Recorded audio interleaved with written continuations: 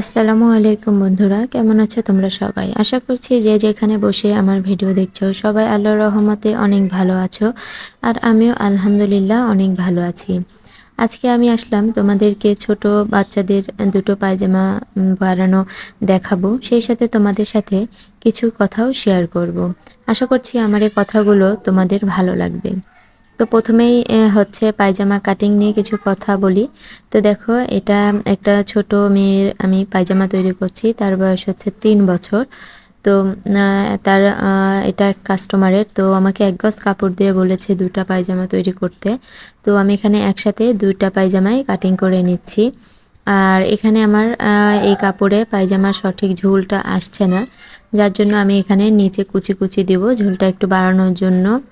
আর rubber ভরা যে স্থানটা, সেই স্থানটাও যদি আমি এই কাপড় দিয়ে দিই, ভাঁজ দিই, তাহলে কিন্তু একদমই পায়জামাটা ছোট হয়ে যাবে।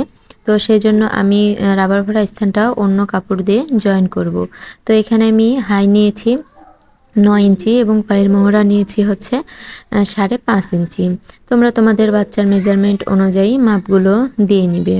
তো দেখো, আমি এখানে কিন্তু দুটো পায়জামা একসাথে কাটিং করে নিলাম। তো তোমাদের সাথে আজ কিছু কথা শেয়ার করব। তোমরা অনেকেই হচ্ছে যারা নতুন সেলাই কাজ শিখছো, তারা অনেকেই বুঝতে পারো না যে কিভাবে কাজ করলে তোমাদের কাছে লোকজন আসবে বা অর্ডারই আসবে, কাস্টমার আসবে, কিভাবে কাজ করলে তোমাদের কাজগুলো তারা পছন্দ করবে। তো সেই বিষয়ে কিছু কথা বলবো। তো আমি আসলে অন্যদের কথা জানি না। আমি আমার নিজের অভিজ্ঞতা থেকে তোমাদের সাথে কথাটা শেয়ার করছি। আমি যখন নতুন কাজ শিখেছিলাম, তখন কিন্তু আমার কাছে কেউ আসেনি। নতুন কাজ শেখার পর আমি সর্বপ্রথম যে কাজটা করতাম, আমি নিজের জন্য কিছু ড্রেস তৈরি করতাম। সেই ড্রেসগুলোতে আমি অবশ্যই কিছু আলাদা আলাদা ডিজাইন করার চেষ্টা করতাম, যাতে সেই ডিজাইনগুলো অন্য কেউ দেখলে বুঝতে পারে যে আমি আসলে ডিজাইন করতে পারি বা আমার সেলাইটা সুন্দর, বা তারা চাইলে আমার কাছ থেকে নিতে পারবে।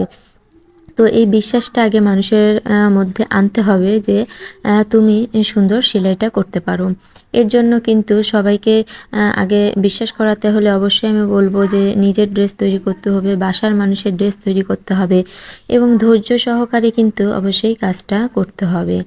তো পায়জামায় দেখো, আমি কিন্তু এখানে রাবার ভরার জন্য আলাদা করে একটা কাপড় জয়েন করে নিলাম, রাবার ভরা স্থান তৈরি করার জন্য। তো যেটা বলছিলাম যে নিজের জায়গাটা নিজেকেই তৈরি করে নিতে হবে। যখন তুমি সেলাইটা সুন্দর করবে, তোমার সেলাইয়ের ফিনিশিংটা সুন্দর আসবে, তখন কিন্তু লোকজন তোমার উপর ভরসা পাবে এবং তোমার কাছে কাজ দেওয়ার জন্য আগ্রহী হবে। তো অবশ্যই ধৈর্য সহকারে আস্তে আস্তে কাজটা করতে হবে। শুধু সেলাই কাজ না, হাতে করা যে কোনো কাজই কিন্তু ধৈর্য সহকারে করতে হয়। কাজের ফিনিশিং যতটা সুন্দর আসবে, তোমার কাস্টমারের ডিমান্ড ততটাই বেশি হবে। এখন মনে করো তুমি কাজ পারলে, ডিজাইনও পারলে, কিন্তু তোমার সেলাইগুলো ভালো হলো না, বাঁকা হলো, সোজা হলো না, বা হচ্ছে অন্যরকম হলো, কাস্টমারের পছন্দ হলো না, তাহলে কিন্তু তারা ওই একবারই তোমার কাছ থেকে নেবে, আর নেক্সট টাইম কিন্তু আসবে না। তাই অবশ্যই চেষ্টা করবে কাজগুলোকে খুবই সুন্দর এবং নিখুঁতভাবে করার। যখনই একজন তোমার কাছ থেকে বানিয়ে দেখবে যে ইনি তো সুন্দর কাজ করতে পারে, তাহলে কিন্তু তিনি পরবর্তীতে আবারও তোমার কাছে কাজ নিয়ে আসবে। এবং শুধু তিনিই না, তিনি কিন্তু আরও 10টা মানুষকেও জানাবে যে ওই বাড়িতে একটা মেয়ে বা বউ আছে যে এরকম সুন্দর সেলাই করতে পারে, তোমরা ওর কাছ থেকে নিতে পারো। তো এভাবেই কিন্তু আস্তে আস্তে তোমার কাছে 1-2জন করে আস্তে আস্তে কিন্তু কাজের পরিমাণটা বৃদ্ধি পাবে। ঠিক একইভাবে আমিও কাজ করেছি। এভাবেই কাজের করতে করতে আমার এখন আলহামদুলিল্লাহ আমি বেশ কিছুই অর্ডারই পাই। বলবো না যে আমি একবারে প্রফেশনালভাবে কাজ শিখে গেছি, তাও না। আসলে শেখার কোনো বয়স নেই। যত দিন যাবে তত আস্তে আস্তে নতুন কিছু শিখতে হবে। তো দেখো, কথা বলতে বলতে কিন্তু আমার পায়জামাটা অনেকটাই হয়ে গেছে। আমি নিচে কুচি দিয়ে নিয়েছি। এই কুচিটা এই জন্যই দিয়ে নিয়েছি যে পায়জামা যেহেতু ঝোলটা একটু ছোট আসছে, তো কুচিটা দিলে একটু বড় হবে আর দেখতেও সুন্দর লাগবে। যেহেতু ছোট বাচ্চাদের ড্রেস যত ডিজাইন করা যায় তত দেখতে ভালো লাগে। তো আমি কিন্তু একই ডিজাইনের 2টো পায়জামা তৈরি করব।